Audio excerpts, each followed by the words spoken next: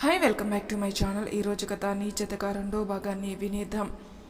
స్వాతిని తీసుకుని ఫాస్ట్గా బయటికి వచ్చిన వేద వైపు అయోమయంగా చూస్తూ, వేద ఆగు ఆగు అని తన చేతిని వెనక్కి తీసుకునే ప్రయత్నం చేస్తుంది స్వాతి. ఏంటే, ఏమైంది, అంత కోపంగా ఎందుకున్నావు అని అడిగింది స్వాతి. నీకు ఎక్కడ దొరికింది ఈ చెత్త కంపెనీ? నా డిజైన్స్ను చెత్త అంటాడా? ఎంత ధైర్యం వాడికి!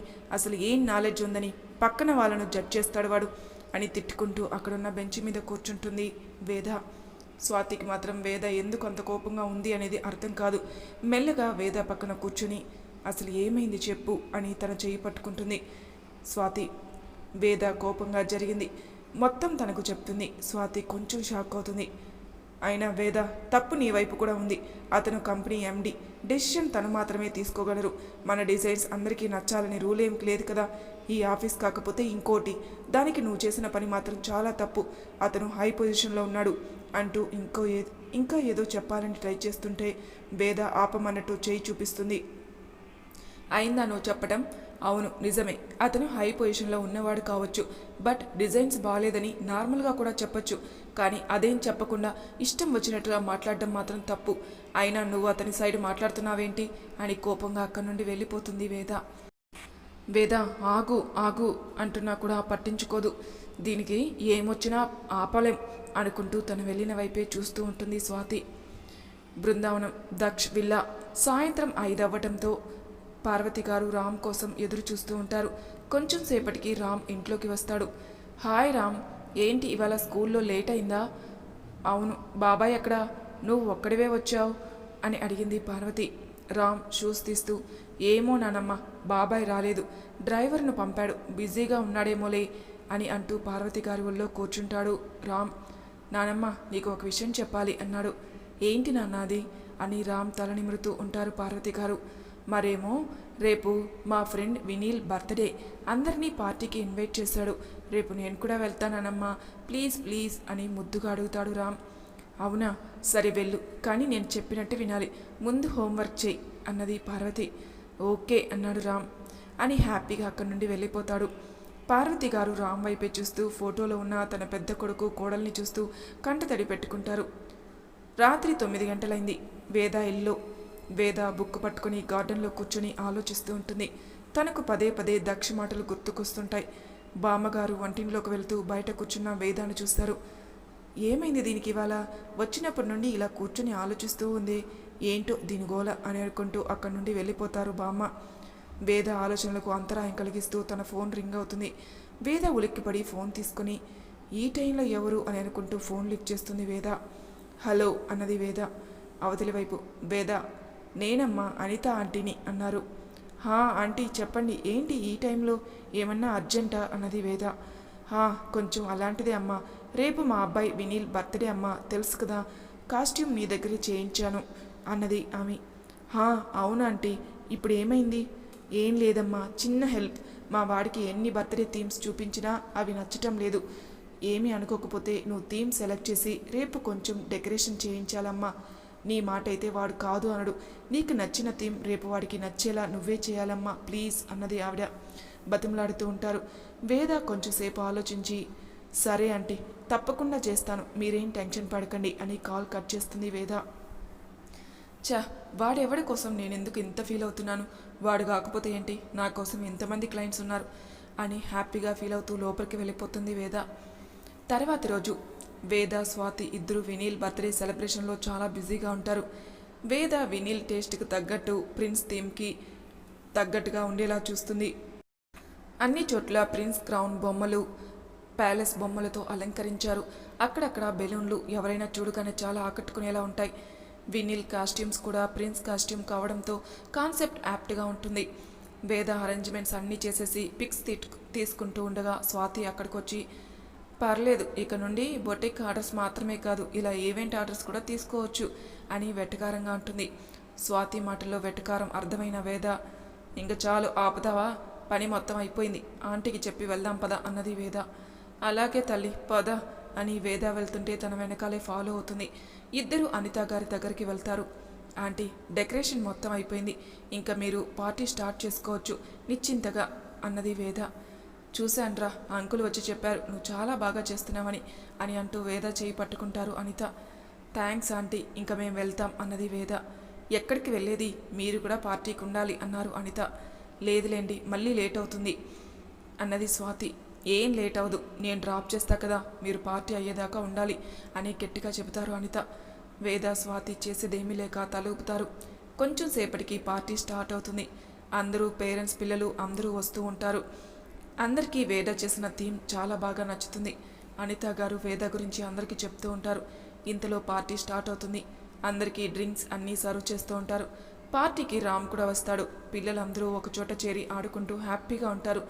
ఇంతలో వినీల్ పేరెంట్స్ వినీల్ని ప్రిన్స్ కాస్ట్యూమ్లో తీసుకుని వస్తారు. పిల్లలు అందరూ విషెస్ చెప్తూ వాళ్ళు తెచ్చిన గిఫ్ట్స్ ఇస్తారు. అనిత గారు పిల్లల కోసం గేమ్స్, మ్యూజిక్ షోస్ అన్నీ పెడతారు. పిల్లలు బాగా ఎంజాయ్ చేస్తూ ఉంటారు. వేద కూడా హ్యాపీగా పిల్లల్ని చూస్తూ ఉంటుంది. కొంచెం సేపటికి వినీల్ కేక్ కట్ చేసి తన పేరెంట్స్కి తినిపిస్తాడు. పిల్లలందరూ రిథమిక్గా హ్యాపీ బర్త్డే టు యూ అని పాట పాడుతూ ఉంటారు. రామ్ వినీల్ పేరెంట్స్ వినీల్ని ముద్దు చేయటం చూసి తనకు తన పేరెంట్స్ గుర్తుకు వచ్చి అక్కడి నుండి బయటికి వెళ్ళిపోతాడు. వేద రామ్ సాడ్గా బయటికి వెళ్ళిపోవడం చూసి తన వెనకాలే వెళ్తుంది. రామ్ గార్డెన్లో కూర్చొని స్టార్స్ వైపే చూస్తూ ఉంటాడు. వేద వెళ్ళి సైలెంట్గా రామ్ పక్కన కూర్చుంటుంది. రామ్ తన వైపే చూసి కూడా చూడనట్టు ఉంటాడు. హాయ్ లిటిల్ ప్రిన్స్ అంటుంది వేద. రామ్ ఏమీ మాట్లాడకుండా ఉంటాడు. హాయ్, చాక్లెట్ తింటావా అన్నది వేద. నేను స్ట్రేంజర్స్తో మాట్లాడను అన్నాడు రామ్. ఓకే, నా పేరు వేద, నీ పేరేంటి అని అడిగింది. నా పేరు రామ్ అన్నాడు. హే రామ్, నైస్ నేమ్ అన్నది. థ్యాంక్స్ అన్నాడు రామ్ అని డల్గా అంటాడు. లోపల పార్టీ జరుగుతుంటే నువ్వు ఇక్కడ కూర్చున్నావేంటి అని అడిగింది వేద. ఏం లేదు, ఊరికే అన్నాడు. నీకు పార్టీ నచ్చలేదా? నచ్చింది, కానీ నాకు మా అమ్మ నాన్న గుర్తుకొచ్చారు అని బాధగా చెప్తాడు రామ్. వేద రామ్ తల మీద చేయి పెట్టి ఎక్కడున్నారు అని అడిగింది అనుమానంగా. రామ్ ఆకాశం వైపు చేయి చూపిస్తాడు. అంతే, వేద కంటిలో సన్నటి నీటి పొర. అది తుడిచేసుకుని అమ్మా నాన్న లేరని ఎందుకు ఫీల్ అవటం, ఈ రోజు నుండి నీకు ఒక బెస్ట్ ఫ్రెండ్ ఉంది అని తనని హగ్ చేసుకుంటుంది వేద. రామ్ కూడా చిన్న స్మైల్ ఇస్తాడు. అయినా వేద బెస్ట్ ఫ్రెండ్ అంటే ఎలా ఉండాలి చెప్పు, ఎప్పుడూ నవ్వుతూ ఉండాలి అని తన బుగ్గల్ని పట్టుకుంటుంది వేద. నువ్వు ఎప్పుడు ఇలా నవ్వుతూ ఉన్నావనుకో, మీ అమ్మా నాన్న ఇద్దరు హ్యాపీగా ఉంటారు అన్నది వేద. నిజంగానా అన్నాడు రామ్. నిజంగా నిజం అన్నది వేద. అయితే ఇవాళ నుండి నేను గుడ్ బాయ్లా ఉంటాను, అమ్మా నాన్న హ్యాపీగా ఉంటారా అన్నాడు రామ్. ఎందుకుండరు, నువ్వు నవ్వుతూ ఉన్నావనుకో, మా అబ్బాయి హ్యాపీగా ఉన్నాడని వాళ్ళు నిన్ను పైనుండి చూస్తూ ఉంటారు. మరి నువ్వు ఏడుస్తుంటే వాళ్ళు మాత్రం హ్యాపీగా ఉంటారా చెప్పు. రామ్ ఆ మాటకి అడ్డంగా తలూపుతూ ఉంటాడు. గుడ్ బాయ్, ఇదిగో ఈ చాక్లెట్ తీసుకో. అవును, డిన్నర్ చేసావా అని అడిగింది వేద. రామ్ నో అన్నాడు. అయితే పద, ఇవాళ మన ఫ్రెండ్షిప్కి గుర్తుగా ఇద్దరం కలిసి తిందాం అని రామ్ని డిన్నర్కి తీసుకెళ్ళి తనకి కబుర్లు చెప్తూ తను కూడా తినేస్తుంది. కొంచెం సేపటికి ఇద్దరు ఐస్ క్రీమ్ తింటూ ఉంటారు. ఇంతలో రామ్ డ్రైవర్ అక్కడికి వస్తాడు. రామ్ బాబు, ఇంకా మనం వెళ్ళాలి, మీ నాన్నమ్మ గారు ఫోన్ చేశారు అన్నాడు డ్రైవర్. సరే పద వెళ్దాం అన్నాడు రామ్ అని డ్రైవర్తో చెప్పి వేద వైపుకు తిరిగి తనని హక్ చేసుకుంటాడు. వేద హ్యాపీగా ఫీల్ అవుతూ ఉండగా ఓకే ఫ్రెండ్, బాయ్, మళ్ళీ కలుద్దాం అని షేక్ హ్యాండ్ ఇచ్చి డ్రైవర్తో పాటు వెళ్ళిపోతాడు రామ్. వేద రామ్కు టాటా చెప్తూ అక్కడనే నుంచుని ఉంటుంది. పార్టీ అయిపోయాక స్వాతి, వేద ఇద్దరూ ఇంటికి వెళ్ళిపోతారు. ఇంటి దగ్గర వేద బామ్మగారు తన కోసం ఎదురు చూస్తూ ఉంటారు. ఏమైంది ఈ పిల్లకి, ఇంకా ఇంటికి రాలేదే అని అనుకుంటూ ఉండగా వేద బైక్ ఆగిన శబ్దం వినిపించడంతో కొంచెం రిలాక్స్ అవుతారు బామ్మ. ఏంటి బామ్మ, ఇంకా పడుకోలేదా అని వేద అడగడంతో నీకోసమే చూస్తున్నా, ఎంత లేట్ అయింది, ఇప్పటిదాకా ఏం చేస్తున్నా? వేద రూమ్ లోపలికి వెళ్తూ చెప్పాను కదా బామ్మ, నా క్లయింట్ వాళ్ళ అబ్బాయిది పుట్టినరోజు, అందుకే లేట్. అయినా నిన్ను పడుకోమన్నాను కదా, ఇంకా పడుకోలేదా అని అడిగింది. నువ్వు రాకుండా ఎలా పడుకుంటా, ఏమన్నా తిన్నావా? భోజనం పెడతాను రా. వద్దమ్మమ్మ, తినేసి వచ్చేసా, నువ్వు పడుకో అని లోపలికి వెళ్ళిపోతుంది. రామ్ కోసం పార్వతి గారు వెయిట్ చేస్తూ ఉంటారు. దక్ష్ అక్కడే కూర్చొని వర్క్లో మునిగిపోతాడు. పార్వతి గారు ఎదురు చూస్తూ ఉండడం చూసి ఏంటమ్మా రామ్ కోసం చూస్తున్నావా, వస్తాలే, డ్రైవర్ ఉన్నాడు కదా అన్నాడు దక్ష్. ఉన్నాడు, కానీ వద్దు వద్దు అంటున్నా కూడా ఒక్కడే వెళ్ళాడు, నేను వస్తానురా అన్నా కూడా వినలేదు అన్నారు పార్వతి. అవునా, ఎందుకంట? వాళ్ళ ఫ్రెండ్స్ కూడా ఒక్కళ్ళే వస్తారట, అందుకే వాడు కూడా ఒక్కడే వెళ్తాడు అంట. నేను వస్తే ఏమైందిరా అంటే అది అంతే, పెద్దవాళ్ళు రాకూడదు అని అన్నాడు అన్నది పార్వతి. వాడివి అన్నీ అన్నయ్య పోలికలే అమ్మ, అచ్చం అన్నయ్యలానే చేస్తాడు అని అనగానే పార్వతి గారు బాధపడతారు. దక్ష్ వాళ్ళ అమ్మ సైలెంట్ అవ్వడం చూసి ఏంటమ్మా అన్నయ్య గుర్తుకు వచ్చాడా అని అడిగాడు దక్ష్. అవునరా, వాడు కోడలు ఉన్నప్పుడు ఇల్లు ఎంత సందడిగా ఉండేది, ఎంత గోల చేసేవాడు. పెళ్లికి ముందు ఎప్పుడూ నా ఒళ్ళో తప్ప పడుకునేవాడే కాదు. వాడి జ్ఞాపకాలు ఇంకా నా మనసులో తాకుతూనే ఉన్నాయిరా. ఎటు చూసినా వాడే కనిపిస్తాడు. అప్పుడప్పుడు నువ్వు పిలిచినా కూడా వాడే పిలిచినట్టు అనిపిస్తుంది అని కళ్ళు తుడుచుకుంటూ ఉంటారు. ఇంతలో రామ్ పరిగెత్తుకుంటూ లోపలికి వచ్చి వాళ్ళ నాన్నమ్మని చుట్టేస్తాడు. రామ్, ఏంటి ఇంత సంతోషంగా అన్నావు, ఏమైంది అని అడిగింది పార్వతి. బామ్మ, పార్టీలో ఏం జరిగిందో తెలుసా? నాకు ఒక కొత్త ఫ్రెండ్ దొరికింది, చాలా మంచిది అని జరిగింది మొత్తం పార్వతి గారికి చెప్తాడు. దక్ష కూడా రామ్ చెప్పింది విని స్మైల్ చేస్తూ, సో నీకు ఈ పార్టీకి వెళ్ళడం వల్ల మంచి ఫ్రెండ్ దొరికిందా అని రామ్ తన బాబాయ్ దగ్గరికి వెళ్ళి తను చుట్టేసి, అవును బాబాయ్, చాలా మంచిది నా ఫ్రెండ్ అని ఇంకేదో చెప్తూ ఉంటాడు. చాలా రోజుల తర్వాత అంత సంతోషంగా ఉన్న రామ్ని, చక్కగా కబుర్లు చెబుతున్న దక్షిని చూసి, ఇలాంటి రోజు నాకు ప్రసాదించు స్వామి, నా కొడుకు మనవడు ఇద్దరు సంతోషంగా ఉన్నారు అని అనుకుంటూ దేవుడికి కృతజ్ఞతలు చెప్తారు పార్వతి. తర్వాతి రోజు వేద బొటికి కావాల్సిన మెటీరియల్ తీసుకుంటుంది. తన చేతులు మొత్తం బ్యాగ్స్తో నిండిపోతాయి. చిరాగ్గా అన్నీ పట్టుకుని వస్తూ ఉంటుంది.